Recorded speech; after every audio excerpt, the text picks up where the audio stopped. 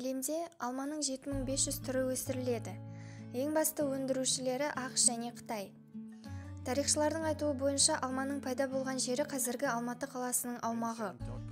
Алманы қабығымен қоса жеген дұрыс. Қабықтың құрамында ас қорытуды жақсартатын пайдалы элементтер бар. Ең ұзақ өмір сүріп жатқан алма ағашы Америкада. Ол ағаш 1647 жылы отырғызылған. Алманың дәндерінде цианид деп аталатын адам өлтіретін у бар, сондықтан оны шамадан тыс жемеу керек. Ол суда батпайды, өйткені ол 20%-ға ауадан тұрады. Жеміс беретін ағаштардың әрбір екіншісі алма ағаштары. Бір алмада 70-100 калорий болады.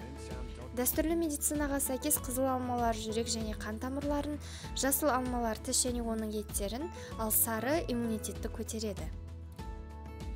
Алманың кесілген жері тез қарайып кетсе, демек бұл жақсы жеміс. Ежелгі Грекияда алма ағашын Аполлон құдайымен байланыстырған, сондықтан оның ағылшынша атауы Apple. Археологиялық мәліметтер бойынша алғашқы алманың ағашын 8500 жыл бұрын отырғызған. 2005 жылы Жапонияның жергілікті тұрғыны 1848 кг алманы өсіріп шығарады. Құрт жеген алмадан қорықпаңыз, құрт тек табиғи және піскен жемістерді жейді. Исаак Ньютонның тартылыс заңы ғалымның басына алма түскен соң пайда болған. Ұлыбританияда 21 қазан алма күні болып саналады. Зерттеулерге сәйкес алмалар онкологиялық аурудың алдын алуға көмектесетін жемістер. Алманың құрамында А, В1, В6, Е, С, П витаминдері бар. Жер бетінде алманы өсіретін бақтардың жалпы аумағы 5 миллион гектар. Гастрит және асқазанның ойық жарасы ауруларымен ауыратын адамдарға бұл жемісті жеуден бас тарту керек.